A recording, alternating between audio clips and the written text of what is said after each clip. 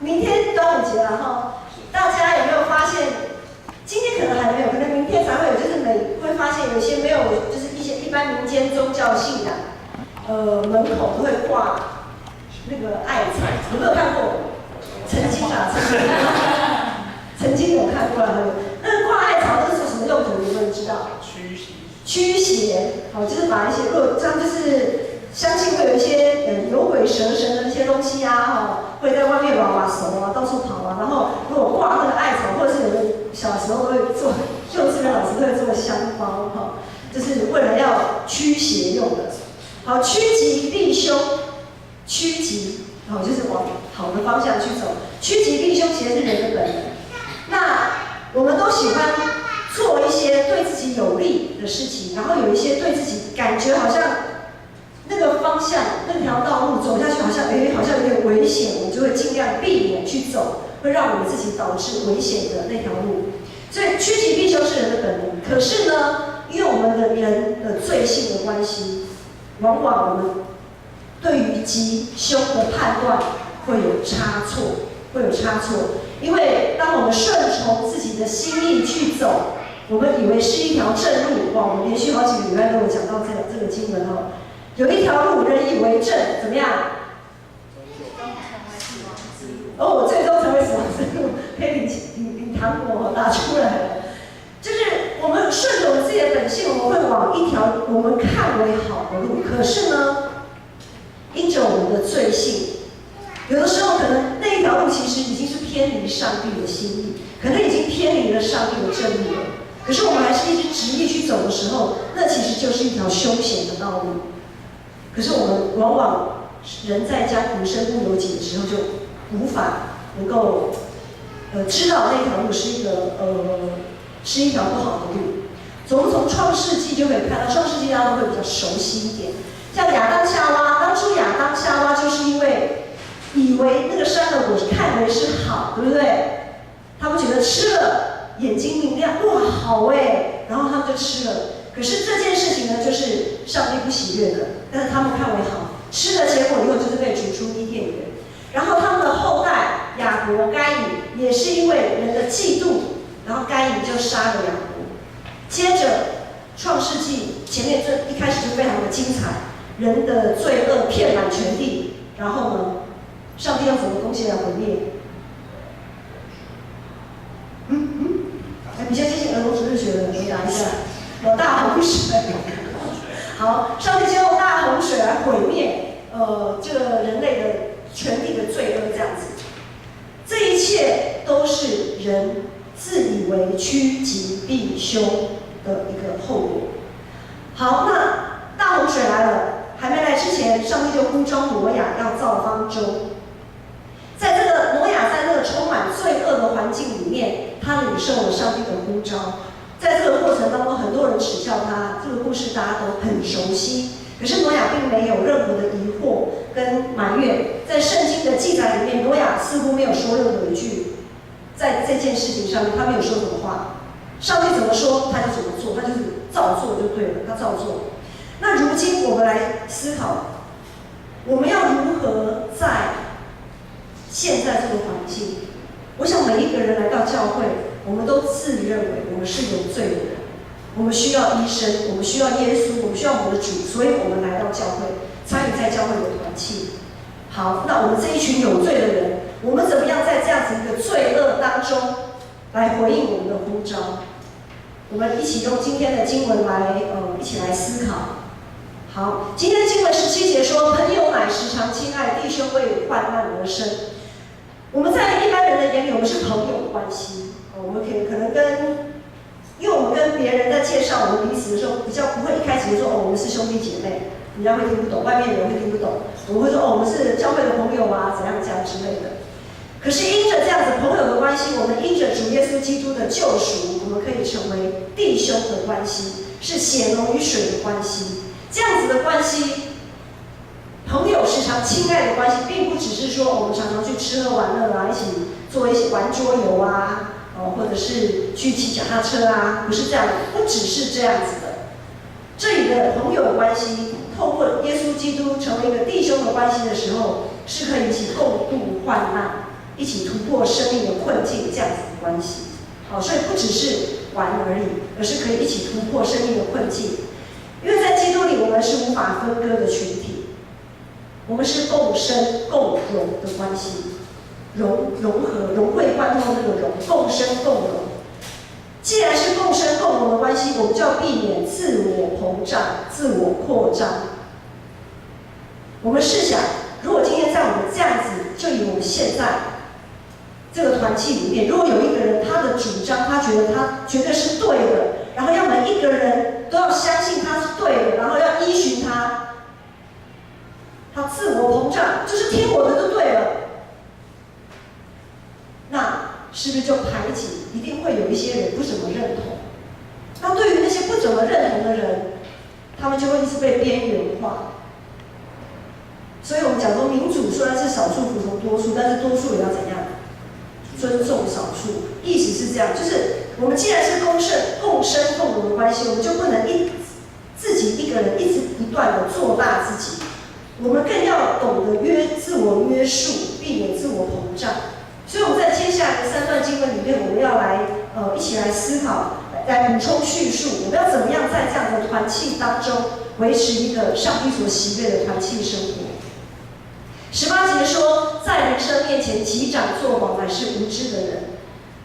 我们要以智慧的心来把患难，我们刚刚说我们朋友的关系是要共患难。那朋友有难，你就说朋友有难，两肋插刀。可是我们在基督里，不要讲两肋插刀啊，就是他的重担，我们不要自以为自己很厉害，就把他的重担挪过来自己扛，不是的。你要把它带到上帝的面前，不是说今天黄信有重担，黄信的重担你不用背了，我来替你背，因为我是牧师。然后宇翔的重担我来背，因为我是牧师。然后佑书的重担我来背，因为我是牧师。牧师有什么了不起？我也是人啊。如果是这样子的话，我就会被这些重担压死。因为每一个人身上的重担，主耶稣都量过，他都量过。每一个人的重担，主耶稣都量过。我们不要自以为自己了不起，多厉害，然后要把别人的重担拿过来扛在自己身上。我们应该要把它带到上帝的面前，把他的重担，包括我们自己的重担，我们都知道，我们要把我们的重担卸在耶稣基督的脚前，而不是好像帮他担保了什么，保证说好，你的担子给我扛，没问题的。我们不要做这个担保，我们也无法做这样的担保，因为每个人的生命都要自己负责，每一个人都需要跟上帝交账。19节说，喜爱真敬的是喜爱过犯，高丽佳人的是自取败坏。我们常说委身就好像我们常说委身就是奉献，但是如果我们对奉献有错误的认识，可能就会觉得出钱出力的人就是老大，就可以当老大，就可以说话大声，这实在是一个假象。因为我们必须意识到，我们之所以我们愿意奉献、愿意回应，是因为我们自己有罪，而我们自己的罪已经得到上帝的怜悯，得到主耶稣基督的救赎，跟他的赦免。我们得到耶稣非常的爱，非常多的爱，以至于我们奉献。奉献是一个回应，而不是为了什么目的，不是为了我们要达到怎么样的一个手段。在箴言书25章28节说，人不克制自己的心，就好像毁坏的城没有墙。当我们有能力的时候，我们也还是要自我约束、自我限制，不要像耶稣的门徒跟着耶稣，好像看到耶稣行神迹啊，多了不起！我的老师这么的了不起。然后呢，这些耶稣的门徒，如果你有看福音书，会发现这些耶稣的门徒其实一直都在为自己盘算。一直在争谁的地位比较高，谁的影响力比较大，他们一直都在争谁为大。高丽佳人的自取败坏，奉献绝对不是入会费，奉献是我们当尽的义务。上帝的子民用奉献回应上帝的爱，供应上帝教会的需要，在一个基础上就好像缴税一样。这些学生还没有要缴税了，所得税，后面一些社青的就已经要缴税了。上个月才刚缴完税。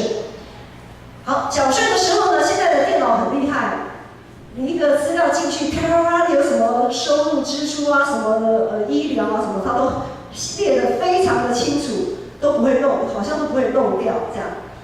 在过去呢，就还要手写登记啊，还要去报啊，还要有什么列举啊。如果你的收入比较复杂一点，还要列举所得之类的这样。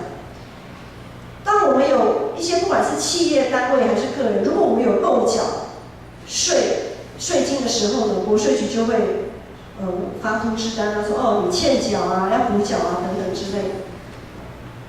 奉献哦，如果我们奉献短少，教会是不会追着你，不会发通知说啊你某某人你的奉献短少这样，教会不会让你补缴奉献，但是呢，我们要知道，人不会查报你有没有漏缴奉献，但是呢，上帝的审判我们可是逃不掉的。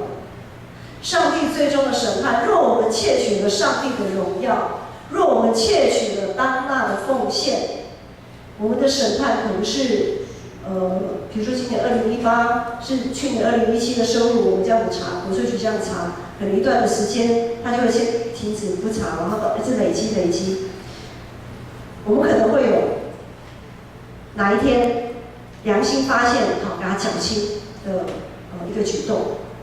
可是如果上帝的审判，如果我们一直不把它当成一回事，在《使徒行传》第5章，有熟悉亚拿尼亚跟撒非拉的这个故事就知道，他们把当纳的奉献想一想啊，有一点不舍得，他们就拿回了一点放在自己的口袋里，就被上帝逮到。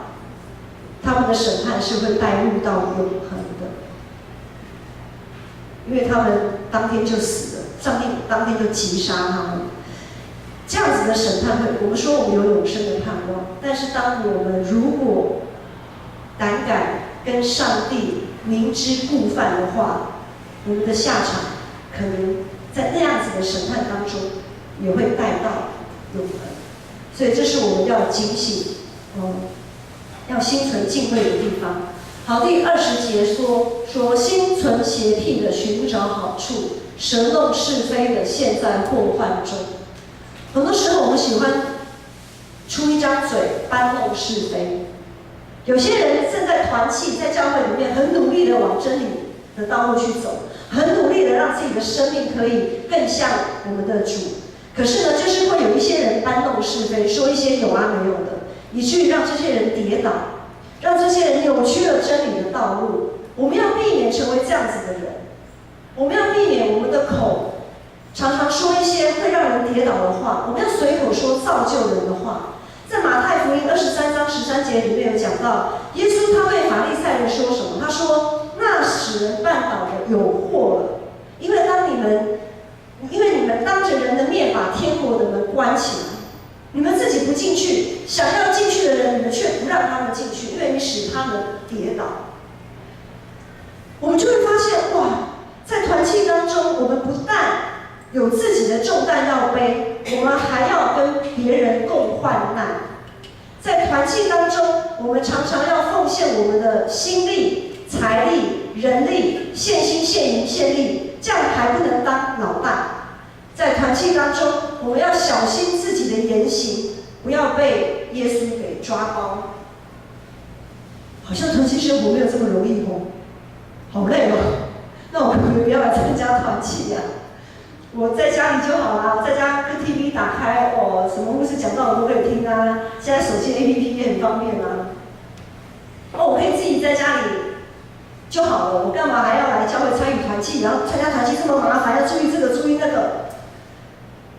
的确好，现今时代我们其实连骨肉亲情要好好相处都不那么容易，更何况是我们这一群其实彼此之间，说实在话也没有什么关系的人，我们要聚在一起，共同的为了一些事情来，一起来做一些事，一起来经历一些事情，真的不容易。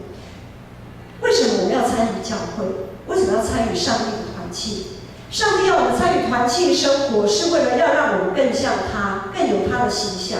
因为我们本来就是按着上帝的形象所造的，但是这个形象呢，因着人的罪性，因为我们犯罪，我们远离，我们这个形象离上帝的形象越来越远，所以上帝把我们呼召投在一起，就是要我们彼此在彼此的身上来学习，怎么样可以更像他。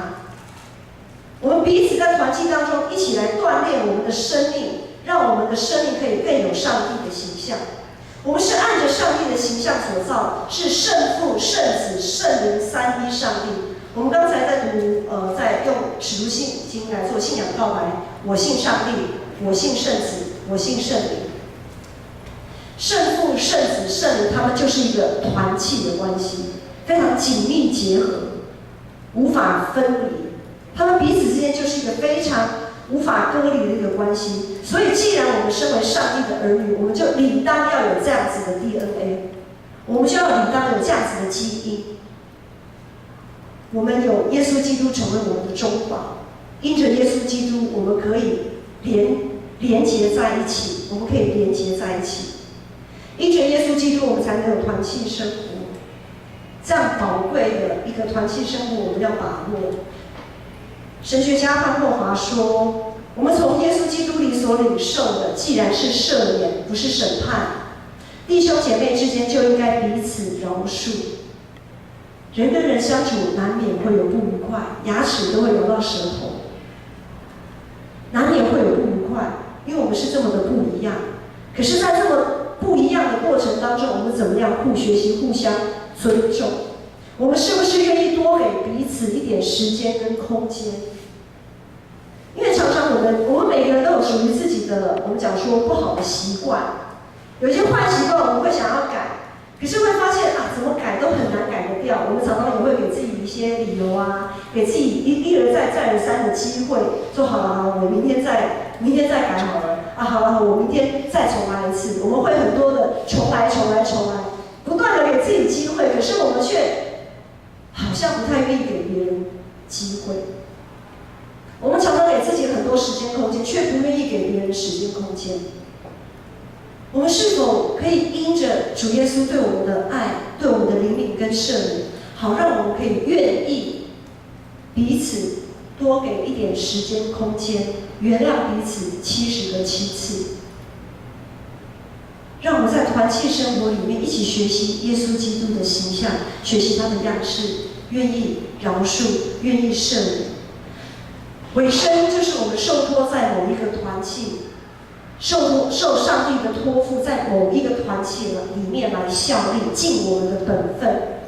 上帝的灵感动我们，带领我们，把我们放在某一个团契。教会本身是个大团契，大团契里面还有分小团契，比如说敬拜团一个团契，社青的一个团契，然后青少系的一个团契，有妇女团契，松年团契、青色团契等等。上帝的灵带领我们进入到某一个团契，我们因此受了上帝的呼召，委身进入这个团契，是要彼此透过团契生活，能够对真理更加的了解，对上帝有更深的认识，而不是为了自我感觉良好，不是说因为我来参加这个团契，我可以得到开心，我可以得到快乐，不一定。就像刚才所说的，可能我来参加团契会让我有的时候会觉得不舒服，因为人跟人相处的关系。可是我们要怎么样透过我们的信仰，落实我们的信仰可以生活化，把这样子的彼此的尊重、彼此的原谅跟饶恕，让一直在我们的生命当中不断的成长。建神教会是上帝设立的其中一个团契，透过礼拜我们可以拉近彼此的距离，在同一个空间、同一个时间，我们做相同的事情，我们唱着同样的诗歌，我们一起敬拜，我们听着同样的讲道，我们做同样的奉献，我们做同心合意的祷告。我们有着在这样子的时间空间里面，我们有着共同的喜怒哀乐。这个是自己在家里或在哪里没有办法可以感受到一个团契的生活。或许有人会想说，团契这么多人，可能有的人从来也不会讲道话。如果以后我们人更多的时候，就有一些1000人的教会，他们可能即便来做礼拜，也不会讲道话。那你说牧师，那是叫团契生活吗？是啊，怎么不是呢？就好像我们2个耳朵，一辈子都不可能对看，左耳永远看不到右耳。我们2个眼睛，一辈子也没办法对看，因为我们没办法把眼睛这样子凹成90度，还是怎样这样对看。但是呢，他们都是在同一个肢体上，他们都是在同一个肢体上。我们在耶稣基督里面，我们确信，我们确实是一体的。所以我们要在团契当中，我们要过一个优质，能够让自己生命进步的团契生活。在团契中，我们只要专注在上帝的作为，专注在自己跟上帝的关系，专注在彼此的关系，也专注在这个团契跟上帝的关系。发现牧师一直在讲关系这2个字啊，关系非常的重要，因为我们3一上帝他们本身就是一个共生共荣和谐的关系。当我们把眼光从自己的喜好上面挪开的时候，我们会很容易发现上帝的心意。我们从去年，我跟传道，我们从去年来到建成牧会，子爱他也跟着我们牧会生活一直转学。日新国小是他第3间学校。他在之前他很喜欢跑步，他非常乐于跑步，他随便跑都可以跑得很快。就之前在自己的学校里面，他随便跑都可以跑到班上第1名啊，或者是如果说有那种运动会、校庆运动会，他都可以跑，他也是可以跑到第1名这样子。就他随便跑都可以跑第1名。可是他转学到日新国小之后呢，日新国小他们有体育班，体育班有分成2大区块是，体育班的一部分是田径队的，另外一部分是羽球队的。好，之前就想说啊，子安你田径队，反正你就很会跑了嘛，就不用田径队了，你就参加羽球队好了。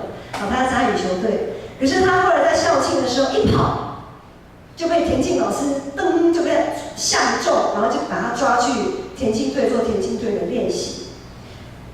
他就参与到学校的田径队，那田径队有练习，然后又有一些比赛。那田径队带出去比赛，就是全台北市的那个校际杯的比赛，他们就跑到台北运动场，台北田径场去比赛。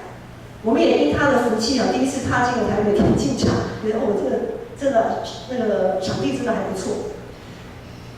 大概有每一次的比赛都有100多个小朋友，然后他们在预赛呢就分20几组的小朋友一起在跑预赛。子爱呢，我不晓得他去比赛几次了，但是每一次呢，他从来没有晋级过。因为你们想想看，20几组的小朋友要晋级，一定是每一组的第1名才会晋级吗？才有可能晋级复赛啊。因为20几组，你的第1名也有20几个人呢。好，在这样的情况下，我每次看着他都跑都是比较落后的，因为分组就要跑去，我心里很多的不舍。我的不舍是在于，我看到他在田径队里面的努力，因为田径队的老师真的那个训练还蛮严格的，每天早上7点半以前就要到学校开始接受训练，中午吃完饭也不能休息睡觉，也要继续训练。好，下课4点以后，因为他有参加羽球队，就去参加羽球队的训练。那有些田径队的孩子呢，听说，子爱是没有啊。听说有些田径队的孩子在下课放学之后，田径队自己的训练完，回家之后还不断的在练跳绳。我就想说，哇，当这样看着他，从来没有一次晋级的过程当中，我就想，子爱的辛苦。常常讲说嘛，我脚这边痛那边痛，然后给他冰敷啊什么的，其实还蛮心疼的。然后有的时候就会问他说啊，你还要参加吗？你还要参加训练吗？什么？他都说好，他都说好，他都跟我讲好，因为他就是喜欢跑步。其实按照以前他根本不要受什么训练嘛，你就跑啊，喜欢跑就随便跑就好了。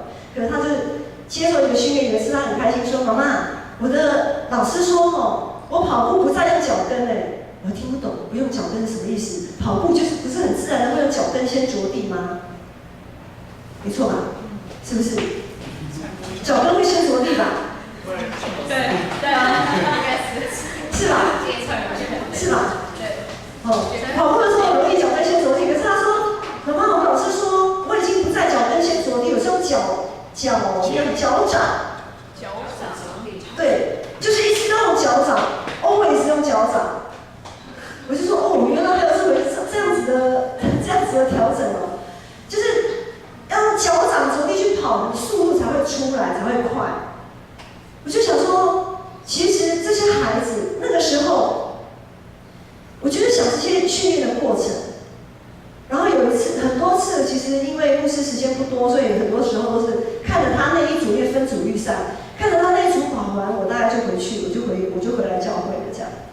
那有一次，我跟子瑜，我们比较有空一点点，我们就在那边坐在那边吃着寿司，然后看着他跑步，然后看着很多小朋友一组这样跑过去，我们就说好，我们今天做9亿人好了，看20几组小朋友这样跑完。其实在这个过程中，我就有一个感动。以前我从来没有这样的感动，因为以前我都看完他比完我就走了。然后那一天我特别有一个感触，就是我很感动看到这一些100多个小朋友，每一个人不都是这样子训练来的吗？可是他们都知道，能晋级的，不过就那个每一组也不过就那个第1名有那个可能晋级，可是他们却愿意不断的为了调整那个脚跟脚掌啊，还有可能调整任何我们不知道的一些专业的东西，他们每天不断的在训练，那就是他们的尾声。即便他们可能永远，可能很多人可能像慈爱一样，永远没有办法晋级复赛，但是他们就是愿意委身在他们的训练里面。在那场比赛里面，我看到了进步多少。其实慈爱从5年级开始来参加训练，将近1年，其实他进步才不到1秒钟的时间，0点几秒而已，可能还不到0.5秒。每一个孩子委身在自己的热情跑步里面，训练了将近1整年，就为了那0点几秒，而且还不能晋级。这样子的精神让我在那个当场，我觉得我很感动，我很被这些孩子感动。他们委身在自己的选择，我就觉得说，哇，真的是生命的喝彩。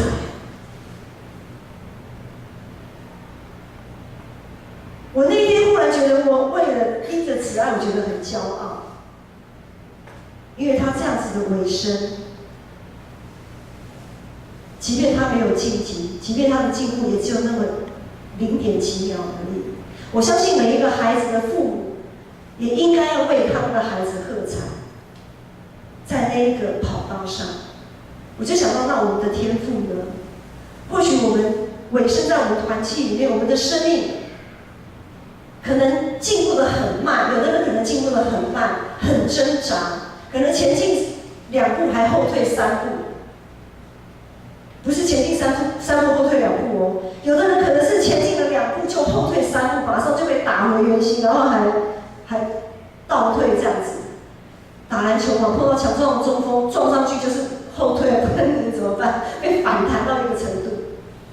可能我们的环境是充满变数的，我们无办法控制，但是我们所能做的努力，在人来看，也可能永远达不到晋级的标准，也可能在人的眼光来看，不过就那么0点几秒，觉得有必要这样子搞吗？可是，当我们愿意再继续委身在这个团契里面的时候，委身在上帝的道路的时候，我们在基督耶稣里，我们可以持续得到那属天的喝彩。当初大洪水的时候，挪亚在委身在他的呼召，如今我们更应该委身在我们的教会，委身在上帝带领我们来到了这个团契。因为我们有上帝所赐的圣灵成为我们的帮助，成为我们的力量。虽然有句话常说江山易改，本性难移，但是我们要知道，上帝是化不可能为可能的上帝。在上帝里面没有难成的事，在他没有难成的事。生命中每一次的训练，每一次的励志，每一次的进步，即使只有那0点几秒的时间，即使好像永远都没有办法晋级，同样都值得喝彩。我想，我们这首诗歌摆上，我们要为了自己，也为了别人的那短短的0点几秒，我们要一起来努力。朋友时常亲爱，弟兄为患难而生。或许在这条信仰的道路上，你们已经觉得精疲力竭，好像已经很难再继续走下去，很难再委身下去，想要离开，想要放弃。不要轻言放弃。当我们愿意委身在建成教会这个团契当中，必会得到来自属天的喝彩。我们一起起立，我们一起起立唱这首诗歌。因着神的爱，我们可以摆上。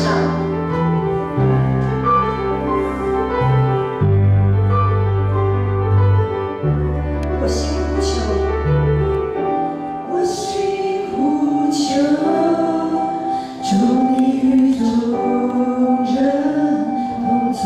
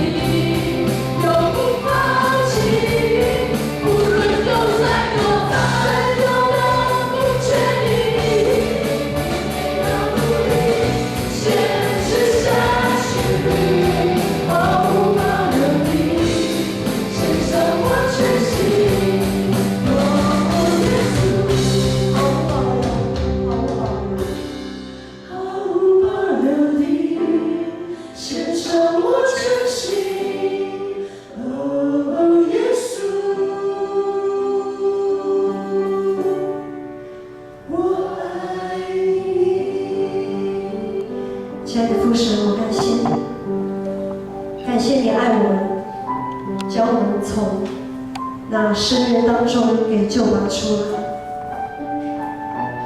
感谢你打开我们的眼睛，可以看见那条真理生命的道路。感谢你不断耐心地牵引着我们。每次当我们跌倒，每次当我们想要退后，每次当我们想要放弃的时候，主你的爱总是如此激励着我们，